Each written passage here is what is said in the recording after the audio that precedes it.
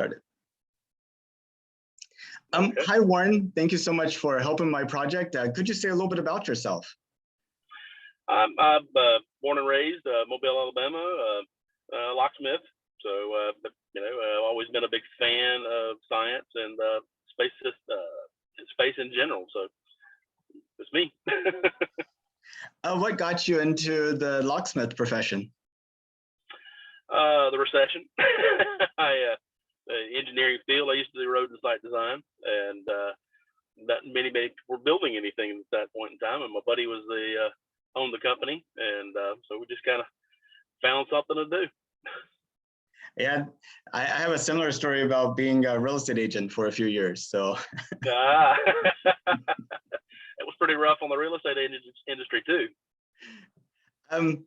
Yeah, but locks are really fascinating things. I mean, I find them kind of neat. All the different designs you have, and just how do you create unique keys that work, and the security. It's fascinating. Yeah, it's definitely interesting. There's a whole, like any profession, some of it's pretty simple, but you get into the minutia of trying to make or you get out there and it's like, oh, well, how do I make this all work? Or you come behind somebody. Oh, goodness gracious, that can be a lot of fun. Well, tell me about your interest in space. When did it start? Probably since almost since birth. Like I said, Dad was an engineer, so I've always been interested in science and math and such. And I was born in '71, so 2 years after the Apollo 11 flight. So I guess I just really kind of just grew up with it at the right time.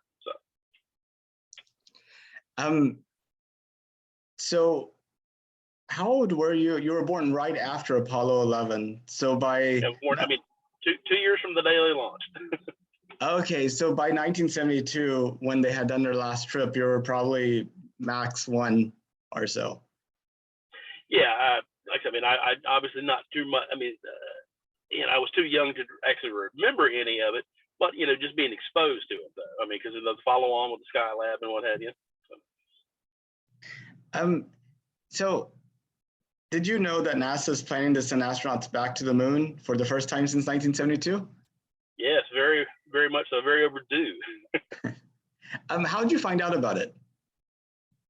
I've just always, tried to keep track, especially when I discovered the lovely, wonderful thing we call Twitter. It's one of the topics I tried to follow on some of the accounts, and I think that's pretty much how we met. I've go up to people at Starbucks on the street, just random people, non-space people, and 1 out of, I would say, 5 of them know about us going, and 4 out of 5 probably don't. So it's like a 20 to 80% ratio, and I just wondered if that fit in with your expectations or your view of things. That probably does. NASA has done a lot better job of late, but there for the longest time, they really didn't try to promote themselves. Now that they've got all the astronauts with their own Twitter accounts, pretty much, and trying to engage with people, I think they've done a lot better job. So, but they could still do better. It's a real challenge, because probably the people that are following astronaut accounts probably are already interested in space. Yeah. Yeah, they could do a better job with the STEM, getting into schools and what have you, getting kids interested in, to them it's magic. Can you imagine just a little kid that goes and watches a SpaceX launch where they actually returns to the launch site and you see this gigantic stick, come and landing on a pillar of flame? That's magic to them. Not just any stick, a broomstick. Not just Mr. Ruggos, and he has definitely been colorful of late.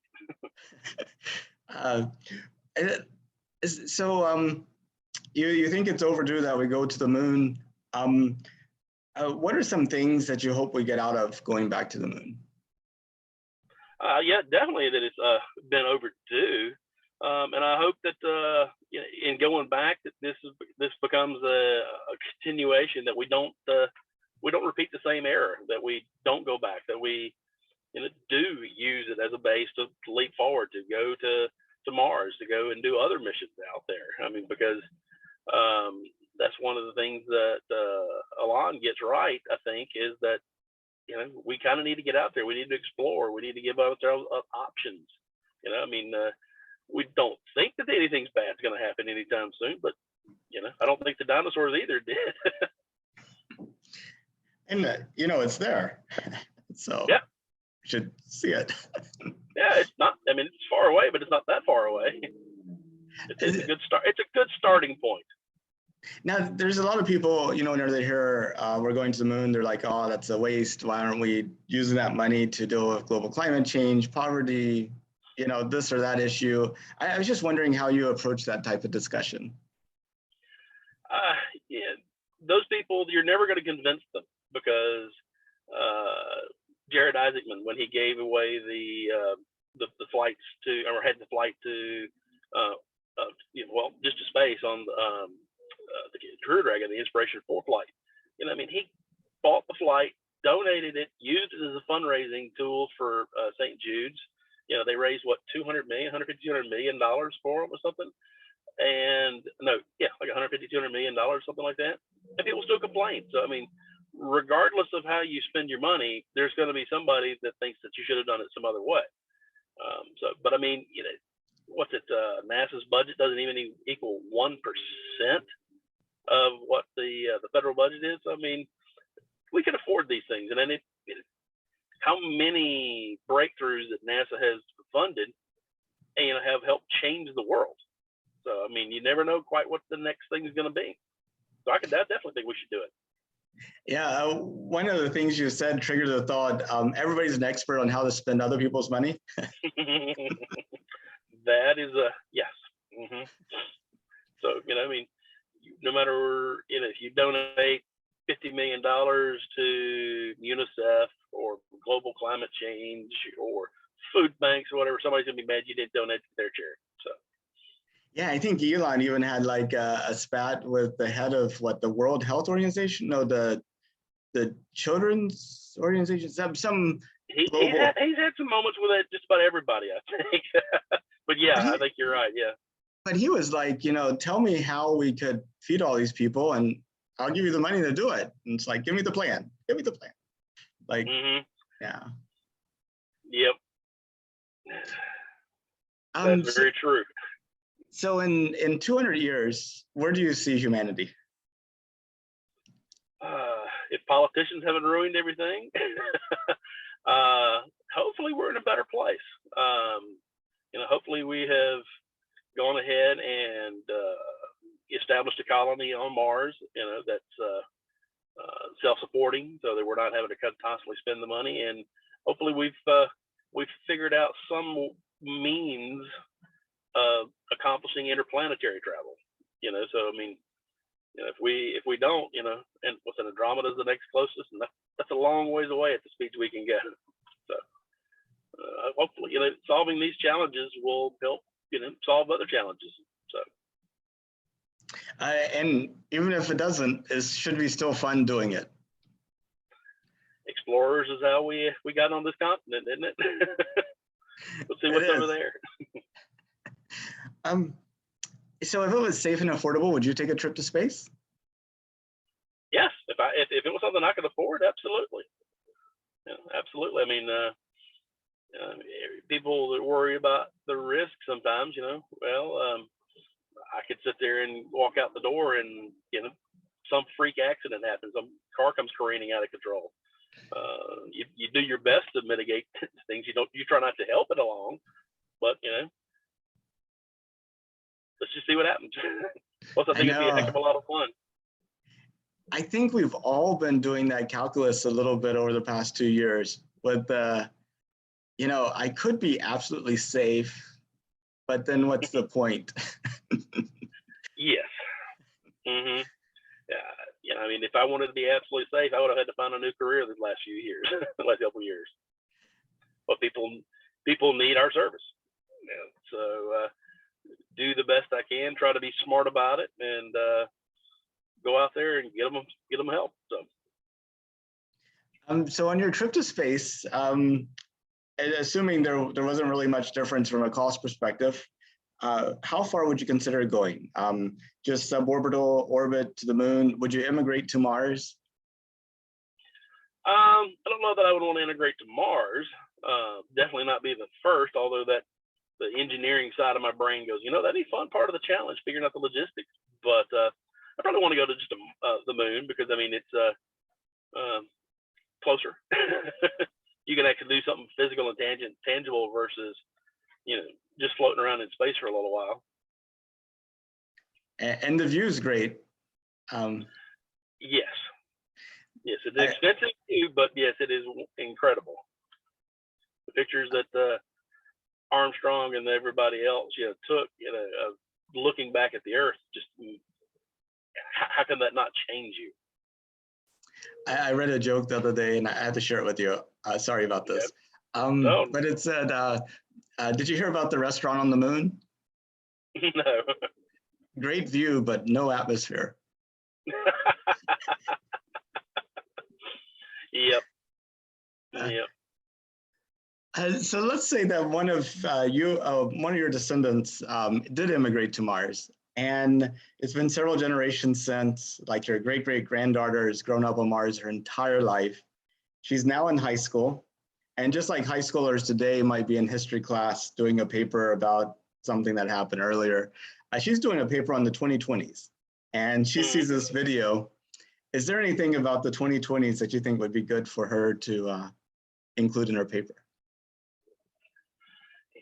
Hopefully that we learn from our mistakes, that we kind of realize that some of these things, that we're all one people, and there's going to be people you don't like, but there's no reason not to get along and try to move ourselves forward, because if you succeed, it's probably going to help me too. So hopefully we've learned that. Exactly. If not, hopefully we can tell them, look, try to do better. Yeah, I like that. We're all one people. I saw a thing on Twitter. It said, from the vantage point of the moon, all wars are civil wars. Very true. So very true. Well, and people that don't like different points of view, well, if everybody had the same point of view, we might still be back in the dark ages. Different approaches to things, different ideas of how innovations happen. Yeah, it is. It's just, there's so many ideas, it's like, if you wanted to find out like ideas on anything, you could probably find like thousands of them. And so your first thing is, how do I cut it out to a small, manageable number of ideas to actually consider? Very, very much so.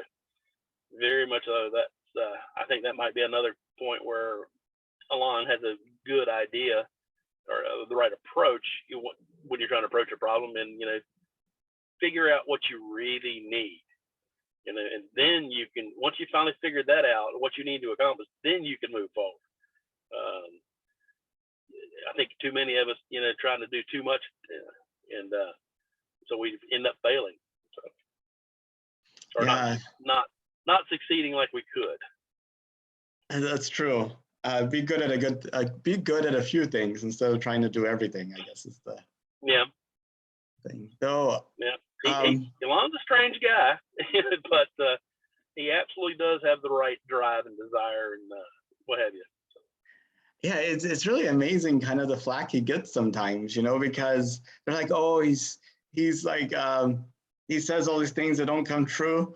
But you look at like Tesla, SpaceX, the Boring Company, the Neuralink, and you're like, I think I'm okay. I think even if his ratio is like worse than mine, the stuff that he's actually produced is so much more. Yeah. Yeah, he has the financial wherewithal to make a lot of these things come to fruition, and plus he has the insights or the knowledge base maybe to go and do things. And as far as the multiple comments and sticking his foot in his mouth, most people that change the world, they have some kind of a character defect of some kind. So, you know, if that's part and parcel with changing the world, well, it's just what it is. Plus, he's got Asperger's, so you can write off some of that to that, I'm sure. Oh, what's that quote? If you're going to make an omelet, you're going to have to crack a few eggs. Yeah. Yeah, I mean, think about it. I mean, Stephen Jobs. I mean, you couldn't find a bigger jerk. I mean, in history, possibly. But you know, I'm talking on to you on a product of that, basically. I mean, I'm not on an Android, but still, I mean, the same basic thing. He was the one that prodded everybody to get moving. So. But it's also kind of interesting. It doesn't seem like money is the determining characteristic between achieving things versus not. And I think if you look at what SpaceX has been able to accomplish versus Blue Origin, it's like, it's pretty amazing. You know, in terms of they both seem to have a lot of money and physical resources, but in terms of flight rate, it's like no comparison. You know, with Bezos, with Blue Origin, you know, I think up until here recently, this was a hobby for him. It's something he kind of would like to do. You know, so he was not that driving force behind, you know, getting things done. So I mean, whereas Elon, you know, no, this is something he really wants to get done. I mean, he made the 2 trips to Russia to try to buy rockets to send a you know, small greenhouse to Mars, and then thank goodness they laughed at him. You know, plus, I mean, Tesla. I mean, you know, if Tesla itself fails, there'd been a huge success because they've gotten Ford and General Motors and Mercedes and everybody else to finally take electric cars serious. The public take electric cars serious. It's pretty amazing. Well, Warren, I really appreciate your time. I know we talked about a lot of things. Is there anything that you wanted to talk about that we didn't get to, or any questions you had for me? What kind of book are you writing? Oh, not really writing a book. Just okay, my bad. I might. I have no idea on the end product of this. I started this in 2019 as a way to force me to get out of the house, and then COVID happened, so that didn't quite work out. Life is what happens when you're making other plans. Absolutely. And so, you know, the project's kind of gone far enough where I feel like I have to complete it, which is kind of interviewing a person a day to the end of 2024. So that's okay. That's the plan. Yeah. As far as anything else, though, you know, I think there's probably a lot of us out in the space fan community that SLS is kind of or Artemis is kind of a double-edged sword. You're really excited to be doing it. You're really excited to see this massive rocket happen, but then you see the waste of what I hope is the old approach that NASA took. You know, Bridenstine became the director under Trump, and you know, his previous history of kind of being an anti-global science, or planet science guy and what have you, that I think a lot of us were skeptical. But he's probably going to go down as one of the better administrators that NASA's ever had. And he definitely kind of pushed the idea even further down the road of getting the commercial companies in, and you know, not going and doing all of these cost plus gifts to the contractors. So hopefully we'll be able to do a better job of getting a little return on our investment. Because can you imagine what if SLS had been done commercially? How much money would that have saved? You know, what kind of projects could we have funded with it? So, and plus, I mean, the better your job you do, the more likely you are to be able to convince some senators to send you some more money, maybe. Yeah, it's kind of funny. I remember 2 administrators back, you know, NASA administrator saying that Falcon Heavy is a paper rocket and SLS is real. There's real metal. And we've already had like what, 4 flights of Falcon Heavy? I think 3. 3 or 4. I can't remember which.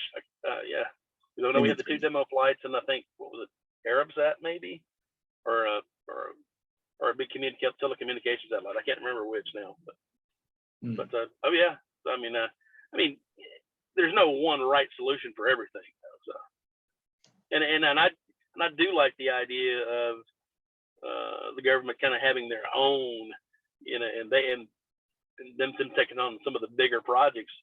But I just think that in general, in government spending, we could do a better job for you and I, the taxpayer. I don't expect them to be perfect. I don't expect them to be truly efficient, but we could do better. Yeah, it's quite a big enterprise. Everything. Yeah, very much so. You get people in charge of the little fiefdoms, and they very jealous. But any little perceived slight, they go crazy for. So, how many times have they probably shot themselves in the foot and not be able to do some of the better things that we probably should have done? But the next few years should be really exciting for us space fans, I think. Very much so. If things continue to go on track, then yeah, and that may be Trump's and Biden's greatest achievements with NASA. They didn't stop them and change the goals again. Yeah, it's very it's not what you normally see between administrations, so it's good to see the continuity. Well, politicians have egos. They want their project. That's true. They want to be able to put their stamp on it, on history. Well, Warren, thank you so much for your time, and I hope you have a good rest of your day. You too, now. All right, thanks.